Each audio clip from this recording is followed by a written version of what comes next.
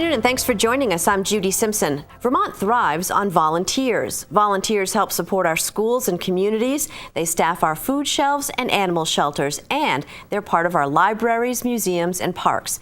We all know a volunteer who's made a difference, and never is that more evident than during emergencies.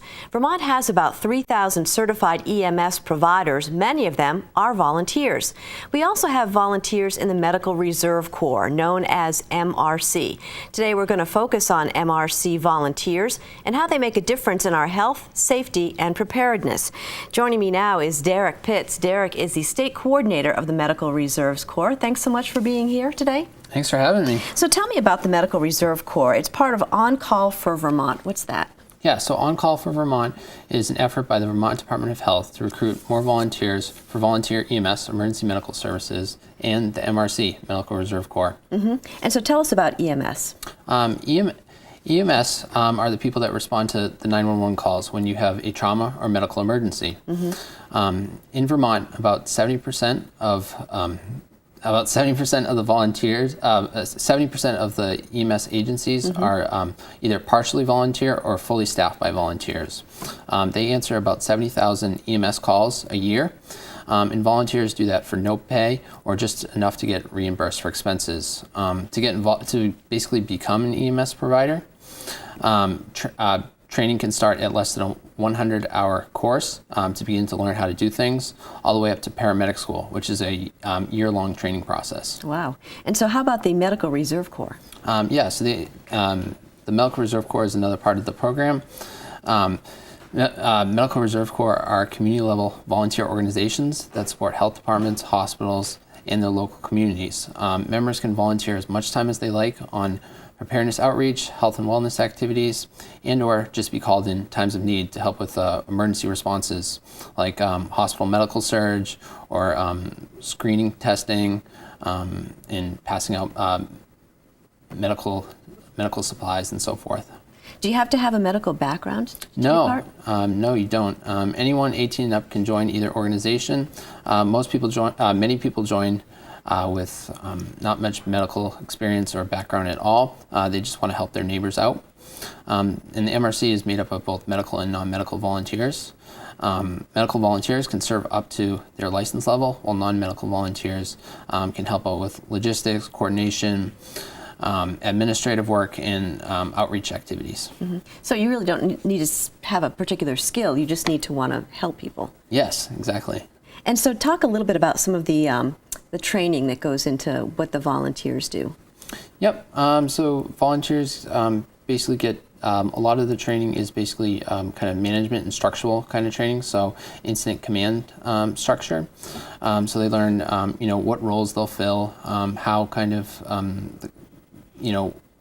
coordination kind of goes and stuff like that. So they really learn where to be. They do psychological first aid training, which basically prepares them mentally for kind of helping out with these emergencies, and then also to recognize the signs of people, struggling, and kind of help people, identify people that really need, that mental health need.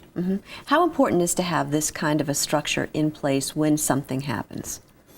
It's very important. So basically, if you don't have the structure in place, you'll basically be getting a lot of different pieces all at once, and you won't know how to kind of coordinate them out logistically, and you'll spend time doing that opposed to time not doing that. Another benefit of this program is that health volunteers, they get pre-background checked and their licenses get registered in our system. So we're not spending time running people's background checks, verifying their license verifications and so forth. I understand the Medical Reserve Corps is spread across a number of units around the state? Yeah. So it's all across the state. We have 9 MRC.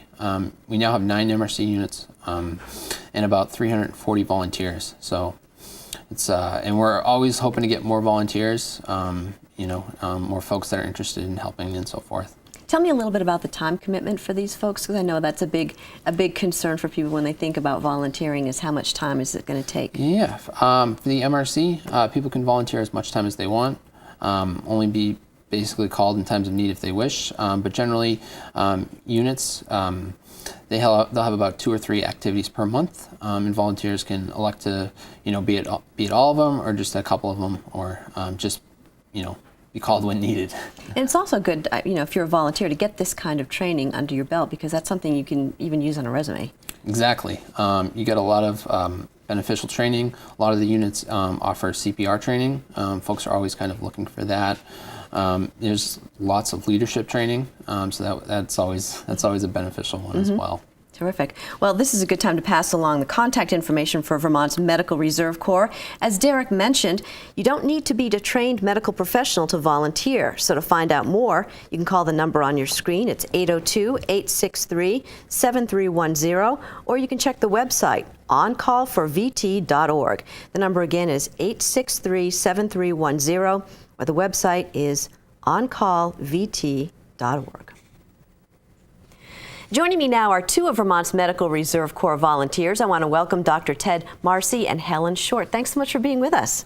Thank you for having us. Yes. Ted, tell us a little bit about your background. Okay. I was a pulmonary physician at UVM Medical Center for a number of years, and I had also gotten a Master's of Public Health at Harvard sort of mid-career. I elected to leave full-time medical practice to do a reinvention, a reboot, to allow myself to be able to do a number of different volunteer activities, and I haven't been disappointed. There's a lot going on, and the MRC is one of those volunteer opportunities that I've enjoyed being part of.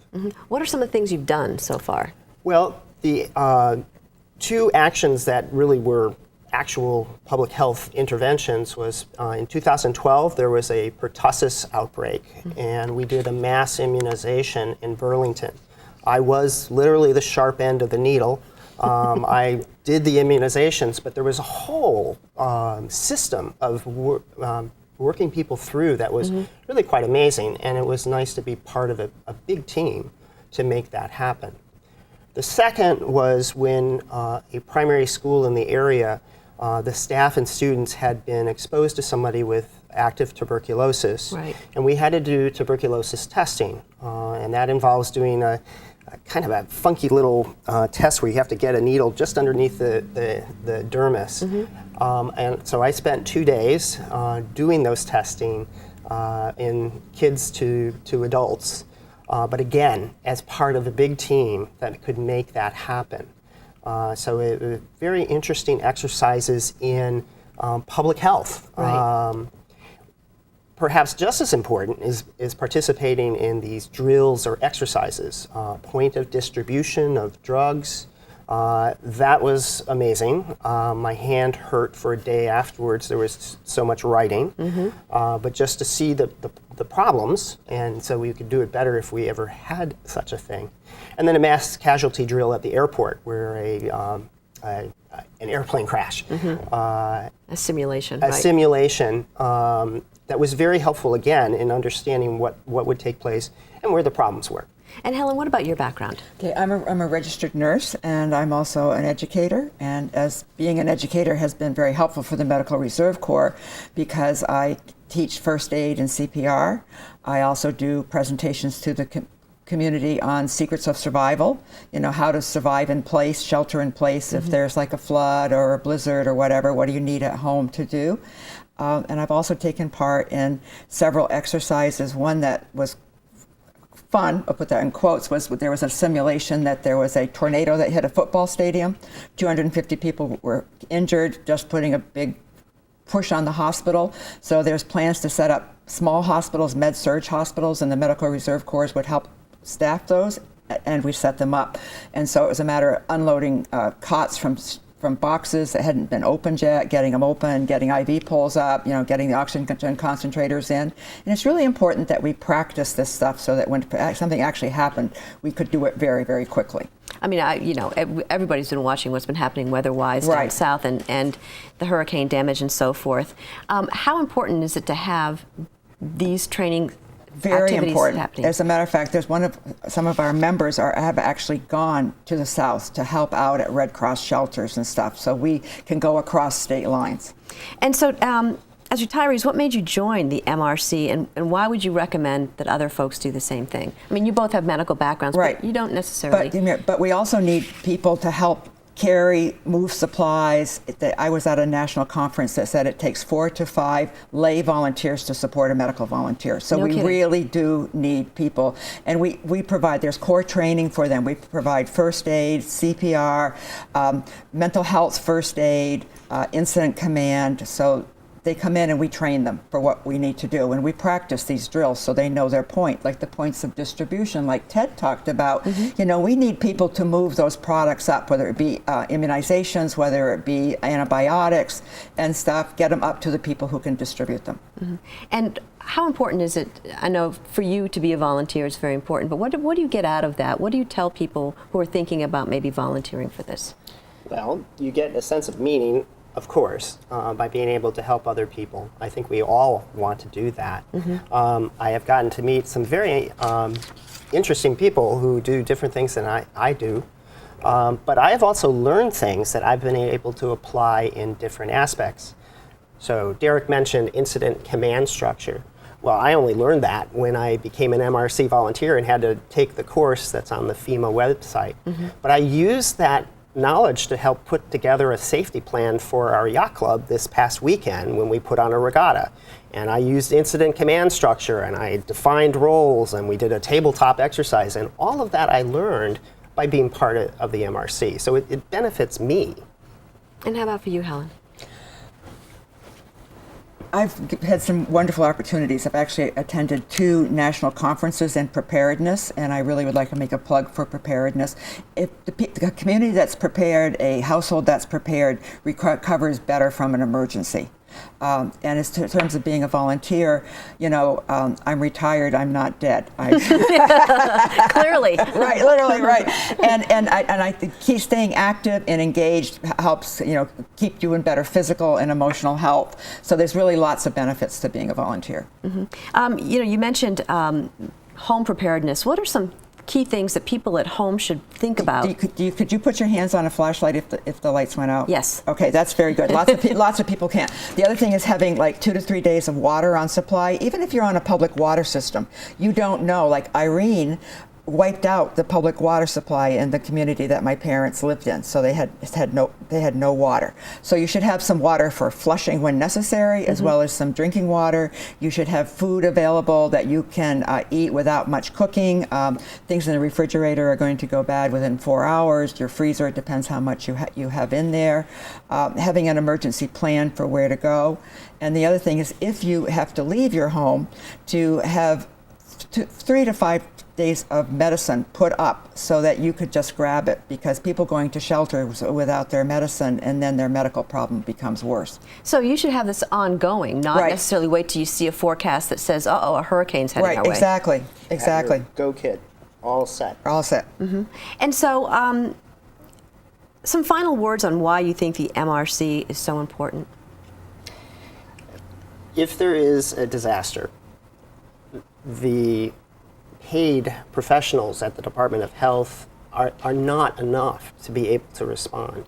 You need to have the buffer of volunteers to fill in as the need becomes overwhelming. So we provide that flexibility, and we're happy to do so. And you're medical professionals, but you can't do your job unless you have support staff. Absolutely, we need support people. And so what kind of a time commitment is it for folks? It's about as much as you want to make it. Okay, so I'm the volunteer coordinator for our unit, so I have much more time involved, but there are some people who just come out for the drills. They don't come to the monthly meetings and stuff like that. So it's just, you have to have the basic training, but after that, you can put into it what you want to put into it. And once again, for basic training, it's great for anybody to have that kind of Exactly. training. Yes. Exactly. And we do offer, our unit offers to the community CPR first aid, and we're going to start offering a program called You're the Help Until Help Arrives. So Interesting. in terms of emergencies, like, you know, somebody dropped right next to you, what are you going to do? Right, or someone in your workplace even. Right, exactly. Or, you know, if a bomb went off or whatever. Right. You're the help until the EMS people get there. All right. Well, just as a reminder before we go, to learn more about Vermont's Medical Reserve Corps, you can call 802-863-7310 or check the website oncallforvt.org. I want to thank you both for joining me today, and thank Thank you you, for your Judy. work. Thank you. Great Okay. volunteer work. Thank you. That's our program for today. I'm Judy Simpson. I'll see you again next time on Across the Fence.